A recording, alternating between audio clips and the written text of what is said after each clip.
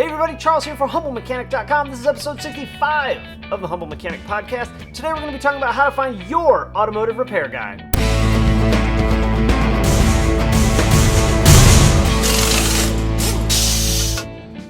So no matter what we're talking about, everybody wants to have their guy or their girl. I'm going to use guy through the whole entire episode, and I mean guys and girls, just roll with it. It's how I talk. So everybody in every field wants to have their guy. Everybody wants their car audio guy. My car audio guy is Mark. If you're into tattoos, you want your tattoo guy. My tattoo guy is Christy. It's that really important go-to person in whatever field or space we're talking about. And automotive repair is really no different. You want to have your guy that you go to for everything, or just about everything. Not really much of a car detailer, so I have to leave that one out. So I think the first step in finding your guy is understanding it's really about the person, about the technician, not necessarily the place that you're bringing your car. Even at the best shops, you might have varying levels of technician quality. You know, not everyone is going to be that ace, that A-level technician. You have everything from the very top level guy to the guy that just started last week and is learning what the heck he's doing. And just because they're an A-level technician doesn't mean you really want them to be your guy. They could be an A-level tech and be a complete ass and not care one bit about you, not one bit about your car, and not one bit about customers because they're, the quote top level guy. So it's really about finding someone that is very good at the job, very competent, knows what they're doing, knows how to fix cars or how to install car audio, and is someone that you really do gel with. And in my shop, I've been able to find a really good niche of knowing what the heck I'm doing for the most part when it comes to fixing cars, as well as being able to gel and vibe really good with most of our customers. And I've created a huge base of my own personal customers that I know I'm their guy. And let me tell you something about being someone's guy. That feels really damn good. So how the heck do we find our guy? Well, it's not going to be easy. This may take some trial and error and some growing pains in order to find your guy in the automotive repair world. First, I really do think it's important to start with a good shop that has a good reputation. Yes, there could be an incredible technician at a shop that's, got a questionable reputation, but odds are it's not going to last very long. So we want to find a good shop with a good reputation, sort of as a starting point. Next, once we find that shop, it's time to start asking around. It's time to start asking in the service department, who's the go-to guy? Who's the most certified guy? Which we'll get to in a minute is not the only thing we want to talk about. Who is the one that customers ask for? And you may get a response of, all our technicians are good, all of them are certified, I trust everyone to work on my car. Because really that's the answer that the advisors are supposed to give. They don't want to start talking junk about one of their technicians. So now it's time to move out of the service department and move to the sales department. Now we want to ask the salesman or even the sales manager, who's their go-to guy? Who's the guy that they go to when they have a question or they have a problem? Who's the guy that works on their car? Who's the one that works on their wife's minivan or their daughter's Jetta? You want to know who the sales managers trust and who the salesmen trust working on their family's car. Because I'm going to tell you, if you know someone's a hack, you're probably not going to let them work on your 16-year-old daughter's car. You're going to take it to the guy that you know is going to do the best job. So plugging the sales department for answers is a really good opportunity to find out who the 1, 2, or 3 top guys are in the shop. And they don't have quite that same political correctness thing going on with the technicians that the service department does.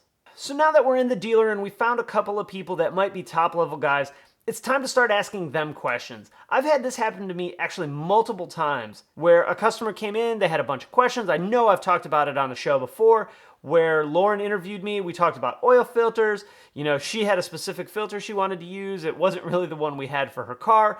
But ever since that day, ever since that first 10,000 mile service on her Jetta, I've done every single service on her car. And I know that I'm her guy. Just ask them, ask them what kind of car they drive. Just talk to them like you're talking to anybody that you just met. Kind of get a feel for them. Usually you can tell where they're at and sort of their mentality just by having a normal conversation with them. What kind of car do you drive? How long have you been working here? What do you think about the new diesel Jetta? So if you ask them what they think about let's say the newest sport wagon that just came out or the new GTI, and they're like, the new GTI is great. I think it's awesome.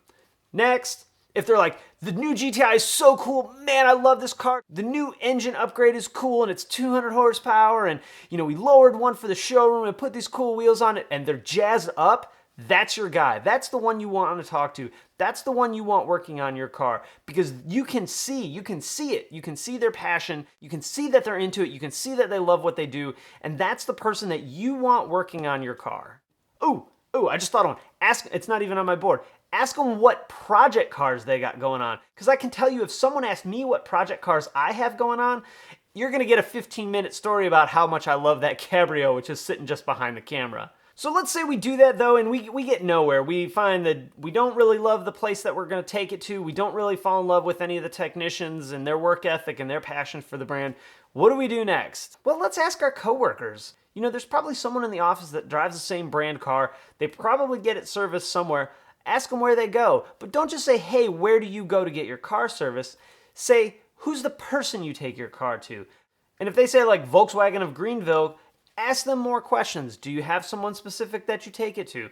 If they say, I take it to Bill, the advisor, okay, now we're getting somewhere. Ask them if there's a technician that usually works on their car. You're going to find that in most cases, they don't have that.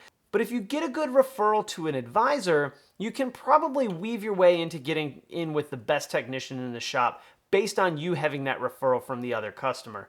Unless that customer is kind of a bad customer, and then you might not want to take that referral. And you probably don't want to ask that like really bad coworker that you have. One other thing you can do when you ask a coworker and you're sort of, probing them for questions, really monitor their response and reaction. So like when someone sees one of the tattoos I have and they're like, hey, that tattoo's cool, where do you go?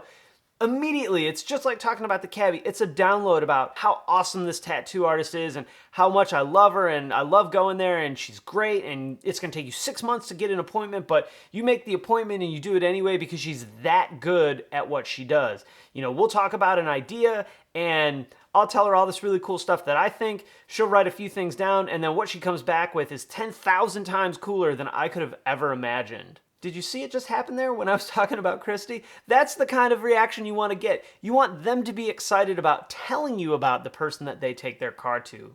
Because you'll then know this is how they feel about the person fixing their car. They must be doing something right. They must be good. They must be passionate. Otherwise, you're going to get, take it to Johnny down the way and he fixes it and it's fine. So really pay attention to their response. So what happens if the coworker thing doesn't work out? This is actually one that I've always wanted to do, but for whatever reason never have. Ask drivers of the same make. So let's say you're at Starbucks and you see someone else in a Ford. Hey, where do you get your Ford worked on?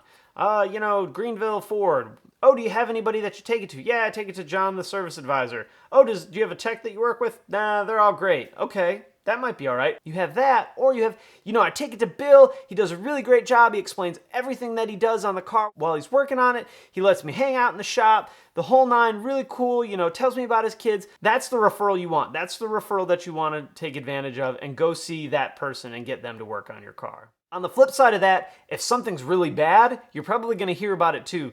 Don't take it to Chevy of Greentown. It's terrible. They ripped me off. They sold me 7 parts that didn't fix my car. Okay, red flag, don't go there. Let's try and focus on the positive one and get somewhere good. The other one's actually a really new thing that I never even thought about till about a month ago when I started seeing it scroll through my Facebook feed. And that's Facebook groups. There's a local Volkswagen Audi Facebook group, and people are always asking, hey, where do I take my car? I need to get this done. Do you guys have any shops local that you can recommend? Who's the best shop in the area? Whether it's I just need a cheap oil change or I need the timing chain tensioner replaced on my TSI engine. Where do you guys recommend? And I'll see like 3 shops pop up and, it'll be call this place, talk to this guy.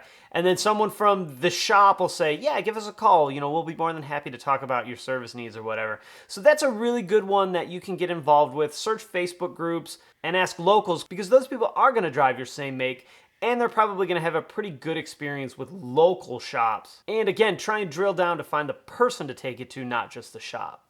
I'd really love to build a database of awesome technicians that do good work, care about their customers, go the extra, 10 miles, have a huge bank of customers that work with them, and these techs are someone's guy, where you could do, read about them, read reviews about them, have ratings of them, and this would be like totally independent from the shop, because every shop has a review, has a rating, 4 out of 5 stars on Google, 3.5 stars on Facebook, whatever, but that doesn't say anything about what your experience is going to be.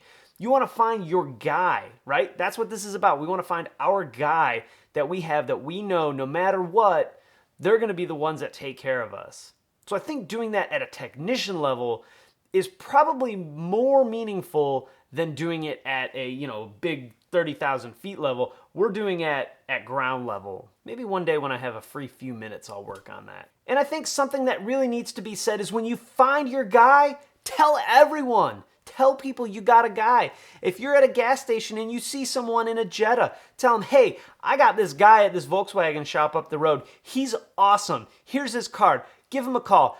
Write down your name. Tell him Bill sent you. He'll make sure you get taken good care of. I get referrals a lot, and most of the time I have no idea who it's from. And I'd love to know that, Susie recommended me come to you and she thinks you're great and you really take care of her on her car. And I want you to be my guy too. Okay, awesome.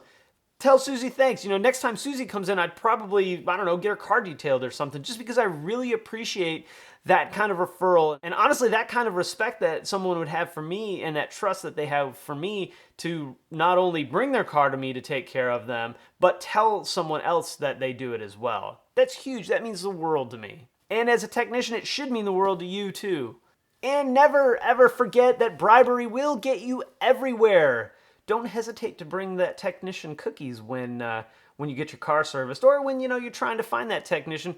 Bring them some cookies. Few truths about not only the auto industry but most industries. We all love cookies, and in the auto industry, as you can see, we all like beer. Well, most of us, and I like good beer, as you might have picked up on. So, bribery gets you everywhere, and again, make sure you let them know that you're my guy. Hey, you're my guy, you're my car guy, I come to you for everything, I really appreciate what you do. Trust me when I tell you it means a lot to a technician, and odds are at some point that those few words or that 6-pack of beer is really gonna pay off for you. Alright guys, I'm gonna wrap it up there. If you have any questions or comments, post it in the comments section below. Oh, I forgot the question of the day. How did you find your automotive repair guy? Hey, if you liked the video, throw it a thumbs up on YouTube. You can also subscribe on YouTube or on the blog at humblemechanic.com. You can follow me on Facebook, Twitter, Instagram, the blog, and obviously on YouTube. Alright guys, thanks for watching, and I will see you next time.